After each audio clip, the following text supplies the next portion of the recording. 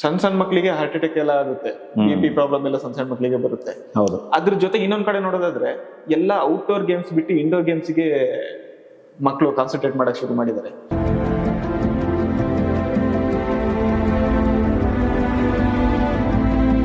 ನಾವು ಇದರಲ್ಲಿ ಮಕ್ಕಳನ್ನೆಲ್ಲ ಬೈಬೇಕಾಗಿರೋದು, ತಂದೆ ತಾಯಿನ ನಾವು ಬ್ಲೇಮ್ ಮಾಡಬೇಕಾಗುತ್ತೆ. ಫಸ್ಟ್ ಅವರು ಅವರ ಜೀವನ ಶೈಲಿ ಸರಿ ಮಾಡ್ಕೊಂಡ್ರೆ ಅದನ್ನ ಮಕ್ಕಳು ಫಾಲೋ ಮಾಡ್ತಾರೆ.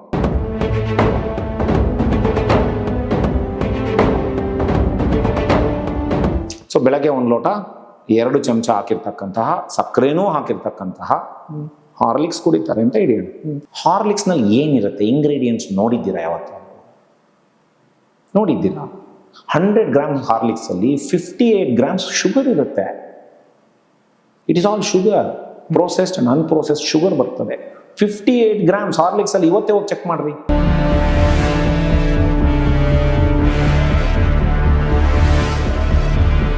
ಬಹಳಷ್ಟು ಜನ ಪೇರೆಂಟ್ಸ್ ಬಂದು ಹೇಳೋದೇ, ನನ್ನ ಮಗು ತರಕಾರಿನೇ ತಿನ್ನಲ್ಲ ಡಾಕ್ಟ್ರೇ, ಎಲ್ಲ ಸೈಡ್ಗೆ ಇಟ್ಬಿಡ್ತಾರೆ ಅಂತ ಹೇಳ್ತಾರೆ. ಯಾಕೆ? ರೂಢಿ ಮಾಡಿಸಿಲ್ಲ ಮಕ್ಕಳಿಗೆ. ನೀವು ಹೆಂಗ್ ರೂಢಿ ಮಾಡಿಸ್ತಿರೋ ಹಂಗೆ ತಿಂತಾರ ಅವರು.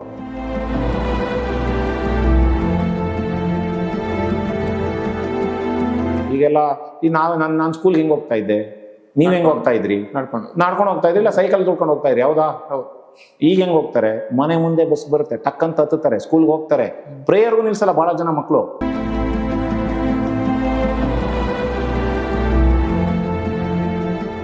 ಎವ್ರಿ ಡೇ 1 ಅವರ್ ಔಟ್ಡೋರ್ ಆಡಿಸ್ಲೇಬೇಕ್ರಿ. ಹೋಮ್ವರ್ಕ್ ಗೀಮ್ವರ್ಕ್ ಎಲ್ಲ ವೇಸ್ಟು. ನಿಮ್ಗೆ ಹೋಮ್ವರ್ಕ್ ಮಾಡಿರೋದು ನಿಮ್ಗೇನಾದ್ರು ಯೂಸ್ ಆಗಿದೆಯಾ ಇದುವರೆಗೂ? ಇಲ್ಲ.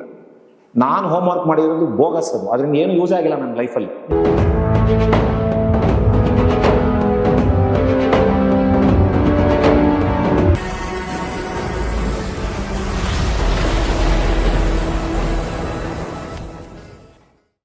ಸಣ್ಣ ಮಕ್ಕಳ ವಿಚಾರಕ್ಕೆ ಬಂದ್ರೆ ಸರ್, ಸಣ್ಣ ಸಣ್ಣ ಮಕ್ಕಳಿಗೆ ಹಾರ್ಟ್ ಅಟ್ಯಾಕ್ ಎಲ್ಲ ಆಗುತ್ತೆ, ಬಿ ಪ್ರಾಬ್ಲಮ್ ಎಲ್ಲ ಸಣ್ಣ ಸಣ್ಣ ಮಕ್ಕಳಿಗೆ ಬರುತ್ತೆ. ಹೌದು. ಅದ್ರ ಜೊತೆ ಇನ್ನೊಂದ್ ಕಡೆ ನೋಡೋದಾದ್ರೆ ಎಲ್ಲ ಔಟ್ಡೋರ್ ಗೇಮ್ಸ್ ಬಿಟ್ಟು ಇಂಡೋರ್ ಗೇಮ್ಸ್ಗೆ ಮಕ್ಕಳು ಕಾನ್ಸಂಟ್ರೇಟ್ ಮಾಡಕ್ ಶುರು ಮಾಡಿದ್ದಾರೆ. ಅವರಿಗೆ ಕಬಡ್ಡಿ ಅಂದ್ರೆ ಏನು ಅಂತಾನೆ ಗೊತ್ತಿಲ್ಲ, ಲಗೋರಿ ಏನು ಅಂತ ಗೊತ್ತಿಲ್ಲ. ಇಂಥ ಗೇಮ್ಸ್ ಅಲ್ಲಿ ಇನ್ವಾಲ್ವ್ ಆಗೋದ್ರಿಂದ ಅವರ ಹೆಲ್ತ್ ಬಗ್ಗೆ ಏನಾದ್ರು ಪರಿಣಾಮ ಬೀರುತ್ತಾ? ಈಗ ಮಕ್ಕಳು ಅಂತಂದ್ರೆ, ಮಕ್ಕಳು ಇಸ್ ಅ ಬಿಗ್ ಟಾಪಿಕ್. ತುಂಬಾ ಇದ್ರ ಬಗ್ಗೆ ಮಾತಾಡ್ತಾ ಹೋದ್ರೆ ಸಂಜೆನೆ ಆಗೋಗುತ್ತೆ ನನ್ನ ಲೆಕ್ಕದಲ್ಲಿ.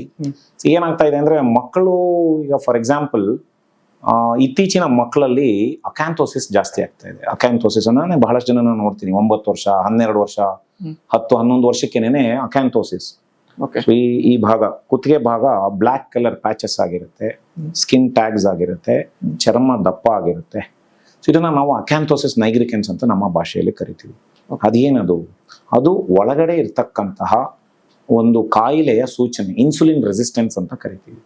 ಸೊ ನಾವು ಆ ಮಕ್ಕಳಲ್ಲಿ ಏನೋ ಒಂದು ಕಾಣ್ತಾ ಇದೆ ಅಂದ್ರೆ, ಫ್ಯೂಚರ್ ಅಲ್ಲಿ ಅವ್ರಿಗೆ ಕೆಲವು ವರ್ಷ ಆದ ನಂತರದಲ್ಲಿ ಅವ್ರಿಗೆ ಸಕ್ಕರೆ ಕಾಯಿಲೆ ಬರ್ತಕ್ಕಂಥ ಸಾಧ್ಯತೆಗಳು, BP ಕೊಲೆಸ್ಟ್ರಾಲ್ ಬರ್ತಕ್ಕಂಥ ಸಾಧ್ಯತೆಗಳು ಹೆಚ್ಚಿಗೆ ಅನ್ನೋದು ಮಕ್ಕಳಲ್ಲಿ ನೋಡ್ತಾ ಇದ್ದೀವಿ ಇವಾಗ. This is alarming. ಯಾಕೆ ಅಂತಂತಂದ್ರೆ, ಒಂದು ಜೀವನ ಶೈಲಿಯ ಬಗ್ಗೆ ಮಾಹಿತಿ ಅವ್ರಿಗೂ ಇಲ್ಲ, ತಂದೆ ತಾಯಿಗಳಿಗೂ ಇಲ್ಲ. ಹೌದು. ಸೊ ನಾವು ಇದರಲ್ಲಿ ಮಕ್ಕಳನ್ನೆಲ್ಲ ಬೈಬೇಕಾಗಿರೋದು, ತಂದೆ ತಾಯಿನ ನಾವು ಬ್ಲೇಮ್ ಮಾಡಬೇಕಾಗುತ್ತೆ. ಫಸ್ಟ್ ಅವರು ಅವರ ಜೀವನ ಶೈಲಿ ಸರಿ ಮಾಡ್ಕೊಂಡ್ರೆ ಅದನ್ನ ಮಕ್ಕಳು ಫಾಲೋ ಮಾಡ್ತಾರೆ. ಸೊ ಈಗ ಫಾರ್ ಎಕ್ಸಾಂಪಲ್, ಒಬ್ಬ ಮಗುದು ಆಹಾರ ಪದ್ಧತಿ ಹೇಗಿದೆ ಅಂತ ನೀವು ನೋಡಿದ್ರೆ, ಒಂದು 24 ಅವರ್ಸ್ ಅಲ್ಲಿ ಅವ್ರು ಏನೇನು ತಿಂತಾರೆ, ಏನೇನು ತಗೊಳ್ತಾರೆ.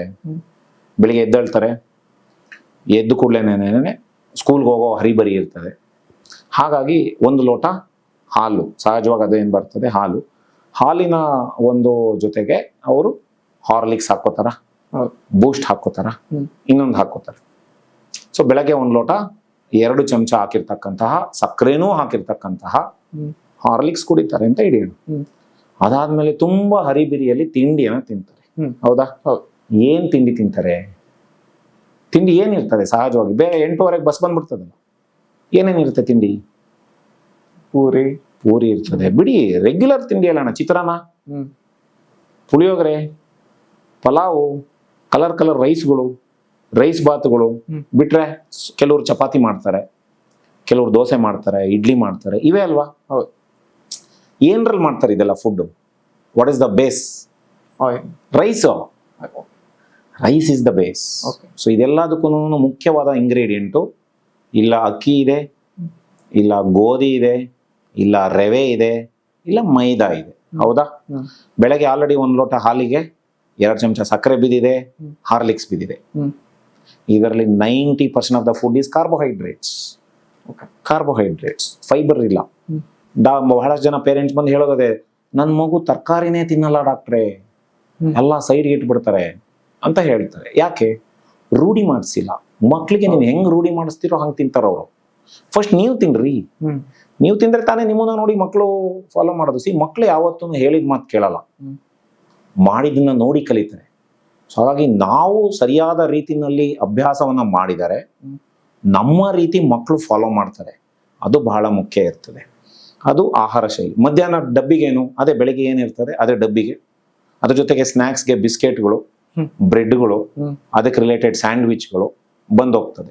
ಮತ್ತೆ ಸಾಯಂಕಾಲ ಮನೆಗೆ ಬಂದ ಕೂಡಲೇ ಏನ್ ಮಾಡ್ತಾರೆ, ಏನೋ ಒಂದಷ್ಟು ಸ್ನ್ಯಾಕ್ಸ್ಗಳು, ಏನೋ ಒಂದಷ್ಟು ಬೋಂಡ ಬಜ್ಜಿ ತರನು ಬರ್ತದೆ, ಬಹಳಷ್ಟು ಸ್ನ್ಯಾಕ್ಸ್ ಬರ್ತದೆ, ಮತ್ತೆ ಬ್ರೆಡ್ ರಿಲೇಟೆಡ್ ಬರುತ್ತೆ. ಮತ್ತೆ ಅವಾಗ ಇನ್ನೊಂದು ಲೋಟ ಹಾರ್ಲಿಕ್ಸ್ ಬರ್ತದೆ, ಜೊತೆಗೆ ಒಂದು ಬ್ರೆಡ್, ಬಿಸ್ಕೆಟ್, ರಸ್ಕು ಗಿಸ್ಕು ಅಂತ ಬರುತ್ತೆ. ಅದ್ರ ಜೊತೆಗೆ ರಾತ್ರಿ ಏನ್ ತಿಂತಾರೆ, ಇರೋದ್ರಲ್ಲಿ ಕೆಲವು ಮನೆಗಳಲ್ಲಿ ರಾತ್ರಿ ಮೀಲ್ ಒಂದ್ ಸ್ವಲ್ಪ ಪರವಾಗಿಲ್ಲ, ಏನೋ ಒಂದು. ಬಟ್ ಬಹಳಷ್ಟು ಜನ ಅದನ್ನು ಸಿಂಪಲ್ ಆಗಿ ಇಟ್ಬಿಡ್ತಾರೆ, ಯಾಕಂದ್ರೆ ಎಲ್ಲ ದುಡ್ಕೊಂಡ್ ಬಂದಿರ್ತಾರೆ, ಸಮಯ ಇರೋದಿಲ್ಲ. ಸೊ ಓವರ್ ಆಲ್ ನಿಮ್ಮ ಫುಡ್ ಅಂತ ತಗೊಂಡ್ರೆ ಮಕ್ಳಿಗೆ ಇವಾಗ 90% of the food is carbohydrates. ಆ ಕಾರ್ಬೋಹೈಡ್ರೇಟ್ ತಗೊಂಡಾಗ ಏನಾಗುತ್ತೆ, ನಮ್ಮ ಬಾಡಿನಲ್ಲಿ ಇನ್ಸುಲಿನ್ ಶೂಟಪ್ ಆಗುತ್ತೆ. ಯಾವಾಗ ಇನ್ಸುಲಿನ್ ರೈಸ್ ಆಗುತ್ತೆ ಅವಾಗ ಎಲ್ಲಾನು ಕೂಡ ಬಾಡಿಯಲ್ಲಿ ಇನ್ಸುಲಿನ್ ರೆಸಿಸ್ಟೆನ್ಸ್ ಆಗ್ತಕ್ಕಂಥ ಸಾಧ್ಯತೆಗಳು ಹೆಚ್ಚಿಗೆ ಆಗ್ತಾ ಬರುತ್ತೆ. ಸೊ ಹಾಗಾಗಿ ಇನ್ಸುಲಿನ್ ಶೂಟಪ್ ಆಗೋದನ್ನ ತಡಿಬೇಕು. ಅದಕ್ಕೆ ಕಾರ್ಬೋಹೈಡ್ರೇಟ್ಸ್ ಕಮ್ಮಿ ಮಾಡಬೇಕು, ಫೈಬರ್ ಮತ್ತೆ ಪ್ರೋಟೀನ್ ಆಹಾರಗಳನ್ನ ಜಾಸ್ತಿ ಮಾಡ್ಕೋಬೇಕು. ಎರಡನೇದು, ತಗೊಂಡಿರೋ ಆಹಾರ ಖರ್ಚು ಮಾಡಲ್ಲ ಮಕ್ಕಳು. ಈಗೆಲ್ಲ ನಾನು ಸ್ಕೂಲ್ ಹೆಂಗ್ ಹೋಗ್ತಾ ಇದ್ದೆ, ನೀವ್ ಹೆಂಗ್ ಹೋಗ್ತಾ ಇದ್ರಿ? ನಡ್ಕೊಂಡು ಹೋಗ್ತಾ ಇದ್ರಿ, ಇಲ್ಲ ಸೈಕಲ್ ತುಳ್ಕೊಂಡು ಹೋಗ್ತಾ ಇದ್ರಿ? ಹೌದಾ? ಈಗ ಹೆಂಗ್ ಹೋಗ್ತಾರೆ, ಮನೆ ಮುಂದೆ ಬಸ್ ಬರುತ್ತೆ, ಟಕ್ ಅಂತ ಹತ್ತುತ್ತಾರೆ, ಸ್ಕೂಲ್ಗೆ ಹೋಗ್ತಾರೆ. ಪ್ರೇಯರ್ಗೂ ನಿಲ್ಸಲ್ಲ ಬಹಳ ಜನ ಮಕ್ಕಳು, ಅಲ್ಲೇ ಕೂತ್ಕೊಂಡ್ಬಿಟ್ಟು ಹಂಗೇನೋ ಕ್ವೈಟ್ ಟೈಮ್ ತರನೇನೋ ಮಾಡ್ಬಿಟ್ಟು ಸ್ಟಾರ್ಟ್ ಕ್ಲಾಸ್ಗಳೆಲ್ಲ. ಯಾವಾಗ್ಲೋ ಒಂದು 20 ನಿಮಿಷನೋ ಅರ್ಧ ಗಂಟೆನೋ ಗೇಮ್ಸ್ ಪೀರಿಯಡ್ ಅಂತ ಮಾಡ್ತಾರೆ. ಗೇಮ್ಸ್ ಪೀರಿಯಡ್ ಅಲ್ಲೂ ಏನ್ ಮಾಡ್ತಾರೆ, ಮೇನ್ಲಿ ಸ್ವಲ್ಪ indoor games, laptop related games ಎಲ್ಲ ಆಡಿಸ್ಬಿಡ್ತಾರೆ. ಬಟ್ ಗ್ರೌಂಡ್ ಬಹಳಷ್ಟು ಸ್ಕೂಲ್ಗಳಲ್ಲಿ ಇಲ್ವಲ್ಲ. ಹೌದು, ಗ್ರೌಂಡೇ ಇಲ್ಲ ಸ್ಕೂಲಲ್ಲಿ, ಎಲ್ಲಿಂದ ಆಡಿಸ್ತಾರೆ ಪಾಪ ಅವರು. ಸೊ ಅದಾದ್ಮೇಲೆ ಮನೆಗೆ ಬರ್ತಾರೆ, ಮನೆಗೆ ಬಂದ್ಮೇಲೆ ಹೋಮ್ ವರ್ಕ್ಗಳು ಸ್ಟಾರ್ಟ್ ಆಗುತ್ತೆ. ಸೊ ಪಾಪ ಪೇರೆಂಟ್ಸ್ ಇನ್ನೊಂದು ಅರ್ಧ ಅಷ್ಟು ಟೆನ್ಷನ್, ಆ ಹೋಮ್ ವರ್ಕ್ ಮತ್ತೆ ಊಟ ಮಾಡೋ, ಮತ್ತೆ ಮಲ್ಕೊ, ಮತ್ತೆ ಬೆಳಿಗ್ಗೆ. This is a routine for 10 years, 15 years. So ಈ ತರ ಆದಾಗ ಏನಾಗೋಗ್ಬಿಡುತ್ತೆ, ಮಕ್ಕಳಿಗೆ ಆಬ್ವಿಯಸ್ಲಿ ಇನ್ಸುಲಿನ್ ರೆಸಿಸ್ಟೆನ್ಸ್ ಬರ್ತದೆ, ಬೊಜ್ಜು ಕಾಯಿಲೆಗಳು ಬರೋದು ಸಹಜನ ಅಲ್ವಾ? ನೀವೇ ಯೋಚನೆ ಮಾಡಿ, ನೀವೇ ಆತ್ಮಾವಲೋಕನ ಮಾಡ್ಕೊಳ್ಳಿ. ಇದೆಲ್ಲ ಯಾವಾಗ ರಿಯಲೈಸ್? ಈ ಹಾರ್ಲಿಕ್ಸ್ ಅಂತ ನಾವೇನ್ ಮಾತಾಡಿದ್ವಿ, ಹಾರ್ಲಿಕ್ಸ್ ನಲ್ಲಿ ಏನಿರುತ್ತೆ ಇಂಗ್ರೀಡಿಯೆಂಟ್ಸ್ ನೋಡಿದ್ದೀರಾ? ಯಾವತ್ತಾದ್ರೂ ನೋಡಿದ್ದೀರಾ? 100 grams ಹಾರ್ಲಿಕ್ಸ್ ಅಲ್ಲಿ 58 grams ಶುಗರ್ ಇರುತ್ತೆ. It is all sugar, processed and unprocessed sugar ಬರ್ತದೆ. 58 grams ಹಾರ್ಲಿಕ್ಸ್ ಅಲ್ಲಿ. ಇವತ್ತೇ ಹೋಗಿ ಚೆಕ್ ಮಾಡ್ರಿ. ಆ ಹಾರ್ಲಿಕ್ಸ್ ಬಂದ್ಬಿಟ್ಟು ನಿಮ್ಗೆ ಜೂನಿಯರ್ ಹಾರ್ಲಿಕ್ಸ್ ಅಂತೆ, ಸೀನಿಯರ್ ಹಾರ್ಲಿಕ್ಸ್ ಅಂತೆ, ವುಮೆನ್ ಹಾರ್ಲಿಕ್ಸ್ ಅಂತೆ, ಅಂಕಲ್ ಹಾರ್ಲಿಕ್ಸ್ ಅಂತೆ, ಆಂಟಿ ಹಾರ್ಲಿಕ್ಸ್ ಅಂತೆ, ಇವೇ ಆಗ್ಬಿಟ್ಟಿದಾವೆ. What is all that? It is all sugar. ಅದಕ್ಕೆ ಮತ್ತೆ ಸಕ್ಕರೆ ಬೆಲ್ಲ ಹಾಕಿ ಬೇರೆ ಕೊಡ್ತಾ ಇದ್ದೀರಲ್ಲ, ಬೊಜ್ಜು ಬರ್ತಲ್ಲ, ಇನ್ನೇನಾಗುತ್ತೆ? ಒಂದು ಗ್ಲಾಸ್ ಆಫ್ ಇದರಲ್ಲಿ ನಿಮ್ಗೆ ಆಲ್ಮೋಸ್ಟ್ 400 500 ಕ್ಯಾಲರಿ ಬಂದೋಯ್ತು. ಹೌದು, ಇನ್ನು ತಿಂದಿಲ್ಲ, ಊಟ ಮಾಡಿಲ್ಲ ಮಗು, ಬರೀ ಹಾರ್ಲಿಕ್ಸ್ ಅಲ್ಲೇ ಬಂದೋಯ್ತಲ್ಲ. ಹೌದು, ಇಡೀ ದಿನದ ಕ್ಯಾಲೋರೀಸ್ ಬಂದೋಯ್ತಲ್ಗೆ. ಸೊ ಹಾಗಾಗಿ ಇಟ್ಸ್ ಅ ಮೀಲ್ ರೀಪ್ಲೇಸ್ಮೆಂಟ್. ಅದನ್ನು ಕುಡಿದು ಮೀಲು ತಗೊಂಡು imbalance food extremely dangerous. So always ಮಕ್ಕಳಿಗೆ ಈಗಲಿಂದನೇ ಒಂದು ಬ್ಯಾಲೆನ್ಸ್ಡ್ ಮೀಲ್ ಕೊಡಿ. ಬ್ಯಾಲೆನ್ಸ್ಡ್ ಮೀಲ್ ಅಂದ್ರೆ 50% ಆಫ್ ದ ತಟ್ಟೆನಲ್ಲಿ ತರಕಾರಿಗಳು, ಕಾಳುಗಳು ಇರಲೇಬೇಕು. ಅದರ ಜೊತೆಗೆ ಫರ್ಮೆಂಟೆಡ್ ಫುಡ್ ಇರಬೇಕು, ತುಪ್ಪ ಇರಬೇಕು, ಗುಡ್ ಫ್ಯಾಟ್ಸ್ನ ಕೊಡಬೇಕು. ಅದರ ಜೊತೆಗೆ ನೀರು ಚೆನ್ನಾಗಿ ಕುಡಿಸ್ಬೇಕು. ಮಕ್ಕಳಲ್ಲಿ ಆಲ್ರೆಡಿ ಕಿಡ್ನಿ ಸ್ಟೋನ್ಸ್ ಶುರು ಆಗ್ಬಿಟ್ಟಿದೆ. ನೀರು ಕೆಜಿಗೆ 100 ml ಅನ್ನೋ ತರ ಹಿಡಿಬೇಕು. ಸೊ ಹಾಗಾಗಿ 2 ರಿಂದ 2.5 ಲೀಟರ್ ನೀರನ್ನ ಕುಡಿಸ್ಬೇಕು ಮಕ್ಕಳಿಗೆ. ಇವೆಲ್ಲ ಬಹಳ ಮುಖ್ಯ. Plus outdoor games every day 1 hour outdoor ಆಡಿಸ್ಲೇಬೇಕ್ರಿ. ಹೋಮ್ ವರ್ಕ್ ಎಲ್ಲ ವೇಸ್ಟ್. ನಿಮ್ಗೆ ಹೋಮ್ ವರ್ಕ್ ಮಾಡಿರೋದು ನಿಮ್ಗೆ ಏನಾದ್ರು ಯೂಸ್ ಆಗಿದೆಯಾ ಇದುವರೆಗೂ? ಇಲ್ಲ. ನಾನು ಹೋಮ್ ವರ್ಕ್ ಮಾಡಿರೋದು ಬೋಗಸ್, ಅದು ಅದರಿಂದ ಏನು ಯೂಸ್ ಆಗಿಲ್ಲ ನನ್ನ ಲೈಫಲ್ಲಿ. ಅದೇ 1 hour ನಾನು ವರ್ಕ್, ಅವಾಗ ಏನು ಆಟ ಆಡಿದ್ದೀನಿ ಸಾಯಂಕಾಲ, ನಾನು ಸ್ಕೂಲಿಂದ ಬಂದ್ಮೇಲೆ 1 hour ಆಟ ಆಡಿಸ್ತಿದ್ರು ನಮ್ಮ ಅಪ್ಪ ಅಮ್ಮ. ಆಟ ಆಡಿರೋ ನನಗೆ ಯೂಸ್ ಆಗಿದೆ. ಹೌದು, ಆದ್ರೆ ಹೋಮ್ ವರ್ಕ್ ಮಾಡೋದು ಒಂದು ಯೂಸ್ ಆಗಿಲ್ಲ ರೀ. The whole system is wrong. So ಹಾಗಾಗಿ ಸ್ವಲ್ಪ ಇವ್ ಕಡೆ ಗಮನ ಹರಿಸ್ಬೇಕು. ಫಿಸಿಕಲ್ ಆಕ್ಟಿವಿಟಿ ಜಾಸ್ತಿ ಮಾಡಬೇಕು. ಮತ್ತೆ ಬರೀ ಕಾಂಪಿಟೇಟಿವ್ ವರ್ಲ್ಡ್ ಆಗಿರೋದ್ರಿಂದ ಬೇರೆ ದಾರಿ ಇಲ್ಲ, ಅವರು ಮಾಡ್ಬೇಕಾಗತ್ತೆ. ಬಟ್ ಇರೋದ್ರಲ್ಲಿ ಸ್ವಲ್ಪ ಆರೋಗ್ಯದ ಕಡೆ ಗಮನ ಹರಿಸೋದು ಬಹಳ ಮುಖ್ಯ.